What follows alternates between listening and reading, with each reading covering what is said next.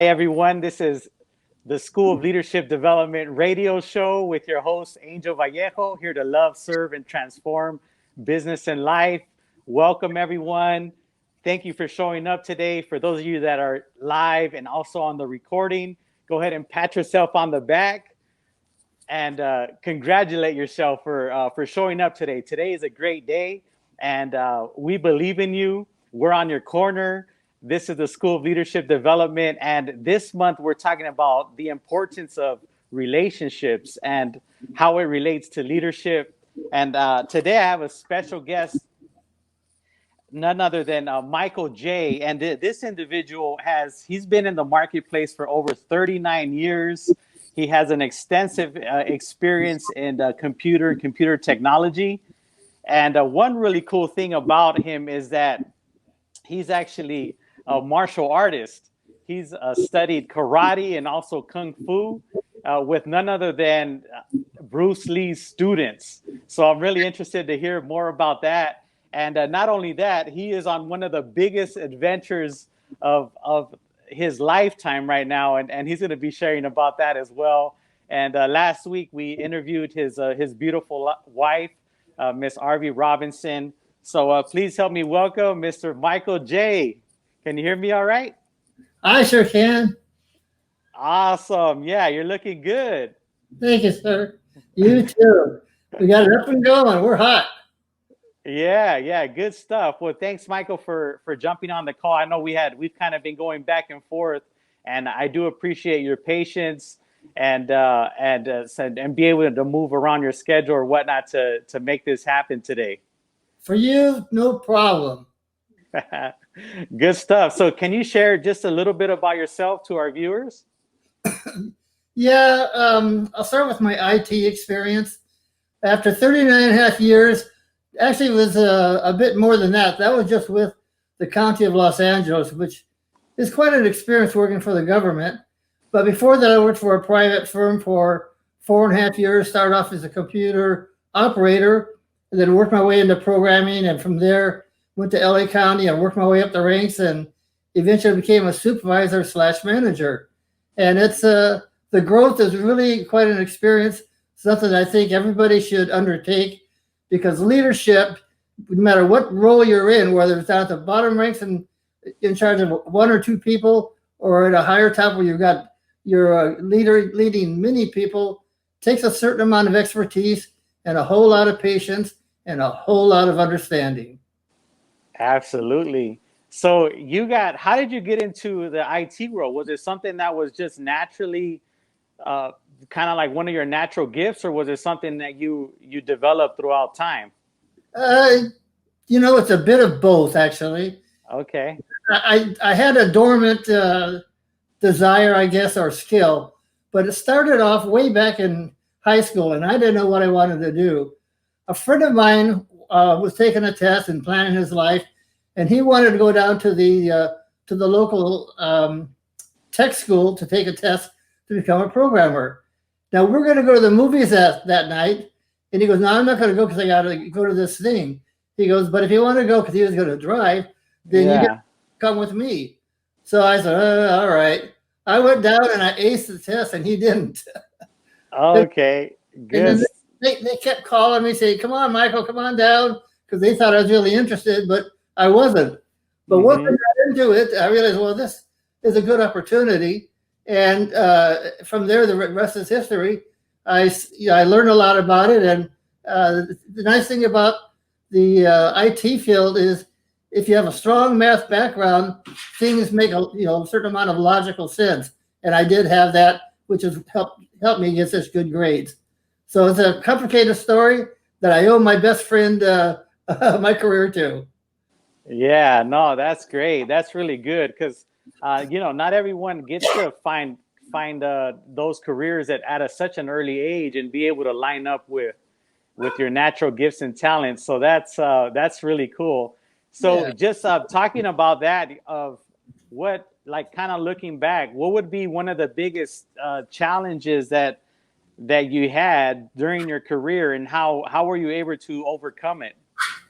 Well, my biggest challenge was working with difficult people. You could have them, you may not have them at all in your life, in which case, envy. But I did have some challenging people, and they taught me a lot. Fortunately, throughout some of my training over the years, I learned how to deal with these people.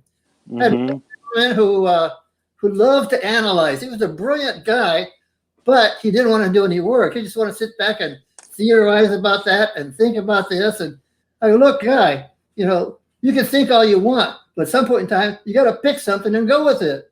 Well, because he was never doing any work, the rest of the staff despised him, and nobody had anything to do with him. Finally, one day he came into my office and he goes, Michael, nobody likes me. Nobody will work with me. Nobody will do anything with me. And he was pacing back and forth, and his arms were flapping, and his eyes were bulging. So I remember this technique called mimicking or mirroring. So I immediately stood up, pushed my chair back, and I started pacing back left and right and flapping my arms like he did. And I opened up my eyes and I'm saying, well, nobody likes you because you're not working. You're not doing this. You're not doing that. Blah. I went on to mimic him as much as possible. And, he just kind of sat down and watched me. Yeah. Every time he just was mesmerized. And that began to change in his life. So I've learned to be more on top of things, plus be a little more aware ahead of time. But he and I, one other person was somewhat difficult, but that guy was creme de la creme. He took the cake. But I believe I handled it quite well. Yes, no, that sounds great. And that's what I mean, you're taking me back to when when I first started in my career, and I remember just being in the military and having these difficult people in my life. And then I'll have other mentors and saying, it's okay, this is just going to be a season, but just know that there's always going to be somebody out there that has certain ways. So just learning how to kind of navigate through those different personalities and the different types. Yes. Yeah, that's great. Thank you, Michael. It reminded me of a guy that I hired not too long ago, and we were doing some demolition work. And the guy wanted just to sit there and analyze and talk about everything. And I was like, no, it's just really simple. You get everything from this pile here, and we're going to take it to the dump, and we're going to dump it out. And but we had a good time. Yeah, it was good. I will say that there was one other person who had a strong effect on how I look at things and handle things. Mm-hmm. And there was a gentleman who's always called me the tough sergeant. And I had this manager who loved playing supervisor with my staff. We had a real small, tight-knit group, and I mean small. My two staff, and I had my manager who did all the management, and an upper manager who I actually did most of the reporting for most of my career there. But when this guy came in, he took over. Well, like I say, he liked playing supervisor. Well, I was getting frustrated and fed up. My staff didn't know who to turn to because they would do what he says, then they would do what I said, and nothing got done. So I said, I've got to talk to this guy, and I didn't want to blow it. So I took a vacation and came back, and I figured I was going to talk to the guy. Mm-hmm. And I was real complacent, real easygoing, and told him, I go, look, or I asked him, do you like playing supervisor? He goes, oh, yeah, I like it. I go, I can't have that. My staff isn't sitting. He goes, well, that's how I want it. Well, what do you do when your boss says that? You got to go with it. But I've learned that sometimes even your upper boss has to be put in their place, whether tactfully or not tactfully, to be that tough sergeant. Say, look, this is my staff. They work for me. You got something you want them to do, come through me. We'll get it done. So sometimes you have to be the heavy hand. If you get fired, you got to stand your ground. That's all there is to it. Got it. Good stuff. So looking back, what would be one thing that you wish you would have known before you got started? Oh, gosh.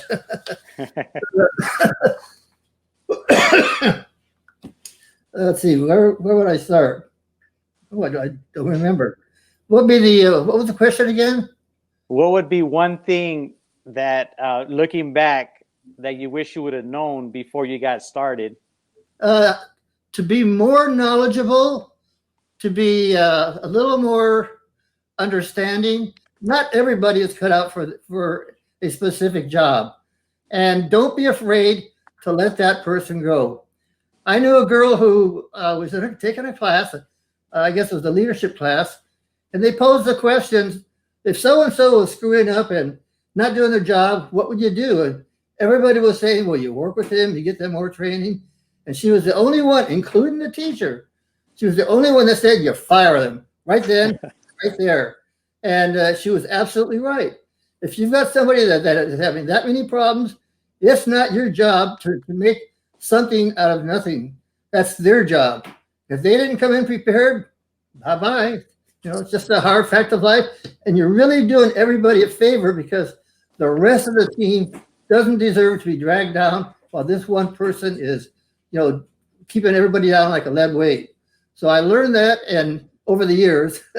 And that guy that I was having so much trouble with, I should have done that to him at the very beginning. But like I say, it's a learning process. Right. No, that's good. And the whole knowledgeable. So being more knowledgeable, more understanding, for those of us that are listening in and taking notes, and also don't be afraid to let someone go. So I've heard it say that it's slow to hire and quick to fire. Absolutely right. Yeah. I just took this training one time, and they said if you've got one person that everybody is leaning on, you need that one person, get rid of them now. Because now everybody is just always going to that one person who's overworked, getting frustrated. No, you need to have everybody fully developed upon their own training and own volition, rather than having everybody always look to that one person. Because they go to that one person, and I've seen this, they go to that one person, how do you do this? How do you do that? They walk away saying, well, that was a good answer. I'll go to him next time when I want that answer. They don't learn. They just get the answer and then move on. Now, in an emergency, yeah, maybe so. But for regular work, you need everybody to be at top game. Right. Good. So thinking about like the career that you've had and what has been the most influential people that have been in your life? Let's say three. Yeah, three. Let's go with three. Yes. God bless you. Thank you. I've had several, I have to admit, including my wife. But the three most powerful that have stuck in my mind are, first off, Jesus Christ. As a Christian, it has taught me to be more lenient, more understanding, and more forgiving. Probably too much so. Like I say, I've had to learn to say no. No is a perfectly fine answer, and letting people go. Like I say, sometimes that's the best thing for everybody. But I try to be very understanding and say, well, how do they get in this position? What can I do to help? So Jesus Christ is definitely one of them. Another one would be my brother Jim. He, I probably shouldn't have said his name, but he'll never hear this. I have three other brothers. The youngest and I are both Catholics, and we were all Catholics, cradle Catholics. But when my father died, Jim studied the Catholicism, but he got so involved with Protestantism from all his buddies at work that suddenly he had nothing to do with us heathen Catholics. I mean, he had nothing to do with us. So my stance was, well, at least you're a Christian. You still believe, good for you. But he still had nothing to do with me and my brother Steve. So what I've had to do, and it's been 30 years, is just learn to love from afar and accept the fact that he's doing the very best he can, and that someday we'll meet in heaven and talk, brotherly again. And the last one would be one of Bruce Lee's students, actually Bruce Lee himself, because my teachers were actually Bruce Lee's best friends, Dan Inosanto and Richard Bastillo, and they have had a great impact on everything I do. One thing I remember Richard Bastillo teaching is what's the best stance to be in if you're going to get in a fight. So, all the karate guys go like this, and somebody else will go like that, and they had all these different wonderful stances. But if you're going to get in a fight, the best stance you get in is the one you're in right now. So no matter what it is in your life, whatever you're in right now, go forward. Give it your all. Oh, that's good. That's really good. I'm taking notes over here. And Michael, I'm gonna rant. My phone is about to the battery is like at almost completely zero. So Okay. I'm gonna step away for one moment, and then I'm gonna jump back on. All So right. I want to hear more about this. Are you okay with continuing going a little bit deeper into that conversation? The three people that have been most influential in your life, Right. and one of them being Jesus, um, the second one being your brother, Yeah. and then third being a couple of students that trained you to become the kung fu master that you are today. Yeah. And so, what was that last statement that you mentioned? Is when you're ready for you said something about when is the best time, Oh yeah. what is the best stance to have when you're about to fight, right? Right. Well, the as we were taught many times, to always remind you of this. If you're going to get in a fight, what is the very best stance to be in? And like I said, I was in karate first, and I know that we took this square off stance, and we did a certain move. And I had karate. My teacher had two different black belts. He studied under Bruce Lee for 6 months, so we had a million of things, and so there was different ways of doing stuff, whether it's a stance or certain kind of moves. But I've seen other people, like when they do their fights, they've all got to take their karate hard stance, and you don't always have that time in life or luxury. Like I told my son, who was my son is 6 foot. Oh gosh, probably about 240. Bench presses 500 pounds. Was in the Navy on the submarine. People would try to throw him around and they couldn't. All in fun. And he told me recently, he goes, Dad, the one thing you taught me that was most, because I was always teaching him something. He goes, Dad, one thing you always taught me is you don't need to know everything, but you do need to know 6 really good moves. He goes, and they have saved my butt many times. So no matter what stance you're in, be ready to attack, and you only need a handful of things that you can do, whether it's just stand there and glare at somebody or, try to intimidate them. I teach my students, if anything's going to happen in a fight, the first thing you want to do is put your hands up like this and tuck your elbows in and say, I don't want to fight. I don't want any problems. Right. And you say that very loud.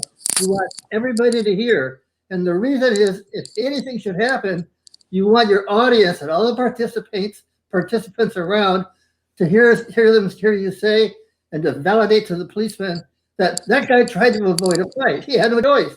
The other guy just kept charging and charging. Well, one of my students was in Thailand, and that exact same thing happened, and it really saved his rear end that day. So it does work. I teach all my students that from the very beginning, because if somebody does something, you got your hands up, you can push something out of the way very easily, and then back up and run or whatever you have to do. Yeah, no, that's great. That's so good. So I've got like several different keys that you've just handed over. Is one is whenever you're getting the stance, right? So you never know. You got to be prepared whenever something comes at you. And for those of us that have been on a fight, I was trained young in Taekwondo, but I didn't really follow it much. But I have had a few street fights in my time, and I remember them being just kind of out of nowhere. So it was like you just have to go with it. It's not like, okay, you got to prepare and all that. It's like it just happens. That's right. And so I wish I would have known this one before anything, because this is great. Because if you can prevent from having a fight, is I've heard it said that physical is the least form of communication.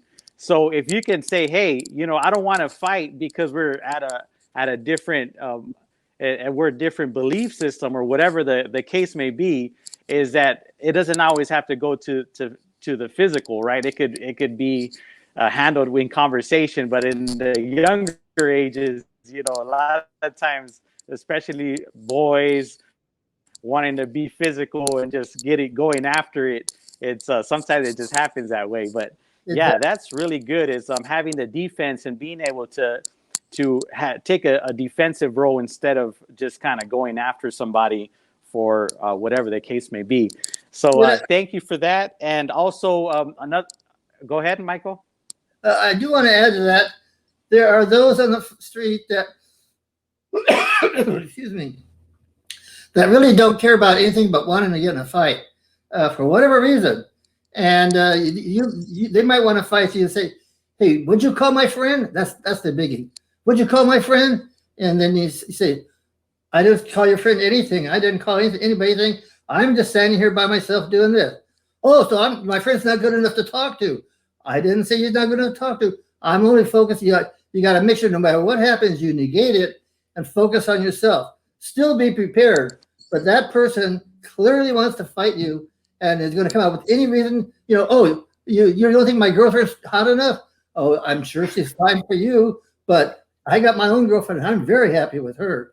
So they've got to learn that no matter what they do, it's going to hit a brick wall. And if you have to, fight, you go from there. There was a case when I was in a beer bar once, and they almost got in a fight. This one guy said the next day he told me, he goes, "Yeah, I was going to fight you yesterday." I go, "Really?" Because I didn't suspect it. He goes, "Yeah." He goes, "I said something." It was like, I think he said, "It's your turn to shoot." Like, that's challenging me to a fight. And I go, "Okay, fine." So I went and shot.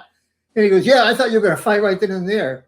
And I go, "Well, if I shot," it was the most ridiculous thing. Shows you the low mentality where people can get when they want to fight. But he didn't swing. Right. Everything turned out to be okay. Now, the next night, something happened. And I had to use my pool stick, and I was going, like that. And he told me later that he goes, I didn't know you knew all that stuff. So I'm glad we never fought." Oh, that's great. And I also just wanted to mention really quick is you shared earlier about just having the 6 moves, right? That you don't really have to know all these fancy tactics, but if you keep it to the fundamentals of just knowing just a few moves can really take you a long way. So yeah, thank you for that, Michael. So just moving along, I know we're scheduled for just a short time together, and I want to make sure we get through the interview. So I asked you for three people that have made a influential in your life, and yes. So this next question is based on the number one that you mentioned is, so how has your relationship with God made a difference in the way that you operate in work and also in your martial arts? Years ago, I got a calling from God to go to the Vatican, go to Paris, and then the Vatican. And I was in church at the time, and the only one there. And let's just say, keep it simple, that it was very clear to me that I had to go to Paris and Rome. And I had never taken a vacation by myself. I'd never gone out of the country, except for maybe when I was younger, I went to a TJ.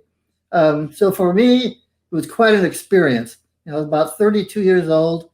And that taught me that God talks to people in different ways. So when people said, "Well, the Holy Spirit led me," or "the Holy Spirit this," or "God told me that," I don't question it, but I would like to know a little more about it. But in my case, it taught me that God talks to us a lot of times. Sometimes we don't listen. Sometimes he has to slap us in the face and get us to go. Because I was at work, and I was the day before I was at church, and I said, "God, I'm a procrastinator. I don't know when you want me to go. Please let me know when you want me to go." Mm-hmm. And then the next day, this travel agency that I just joined for a ski club, they called me and they said, "Well, Michael, we've got you some flights for Paris and for Rome, and we've booked you on them." Now, I don't like people taking my life into their hands, so I was going to chew them out for actually booking me on a flight.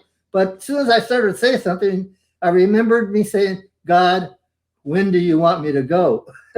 And I ended up quitting work and going to Paris and Rome, found myself at the Vatican.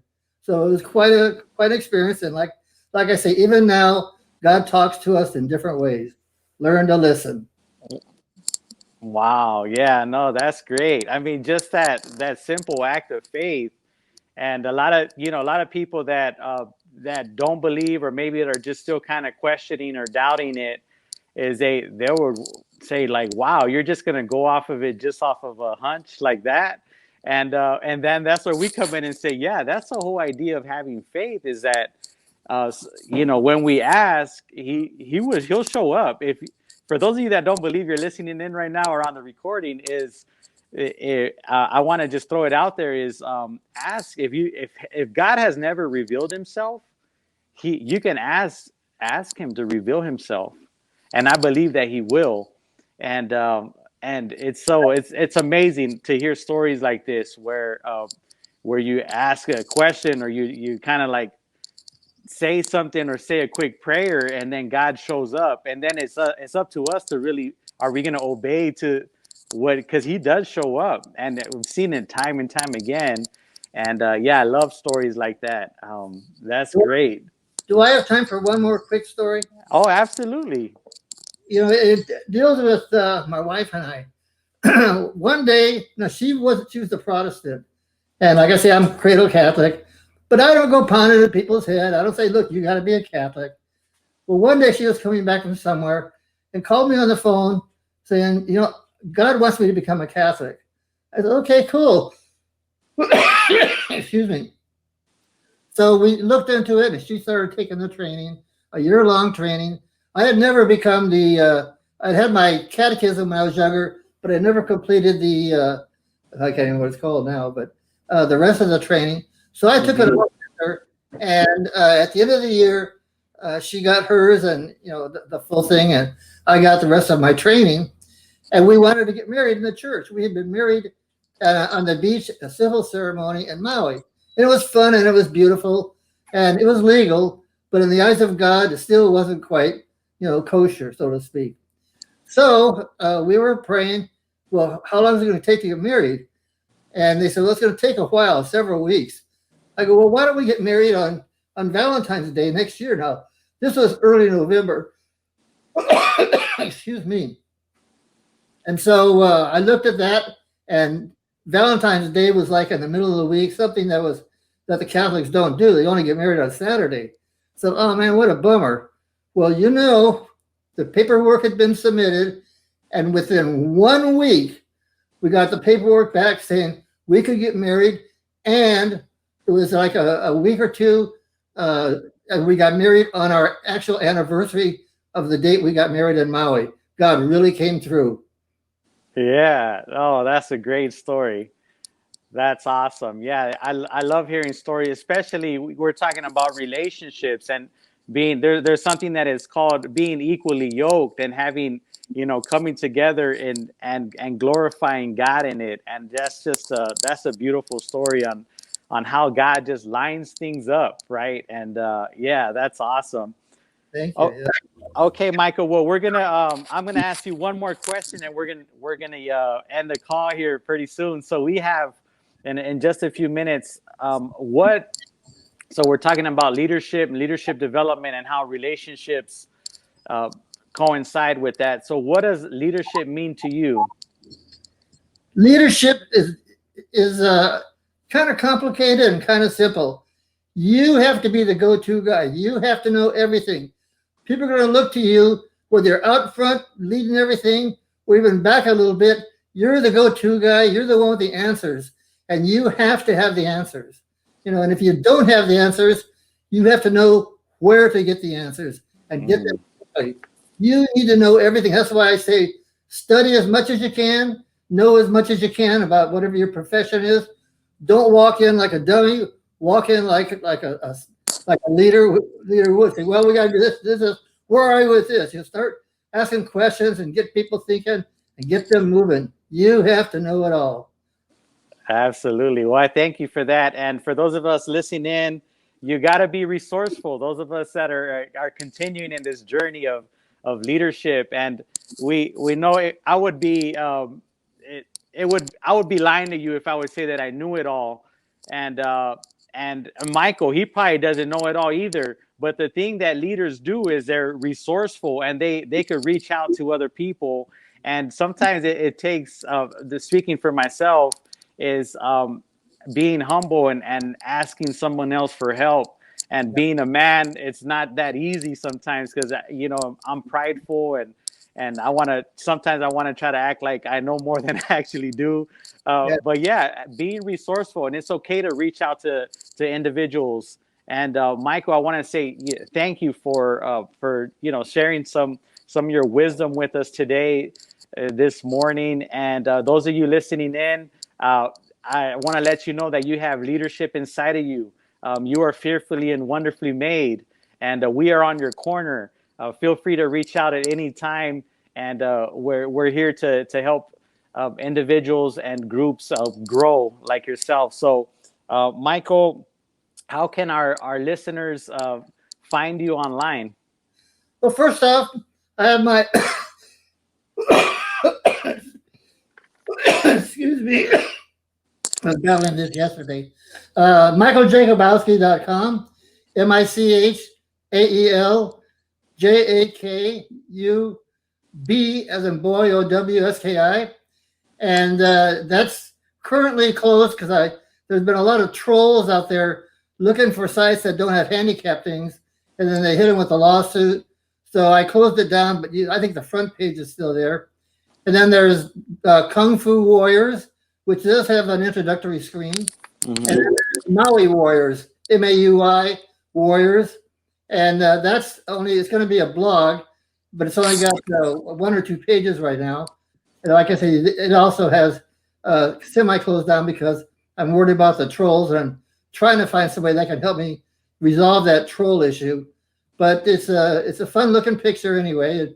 Maui is an acronym for Martial Arts Unification Institute. Martial Arts, MAU Unification Institute Warriors. Love it. Awesome. Good stuff. Well, Michael Jakubowski.com. And thank you so much, Michael, for chiming in. And for those of you listening in on the recording, just want to say thanks again.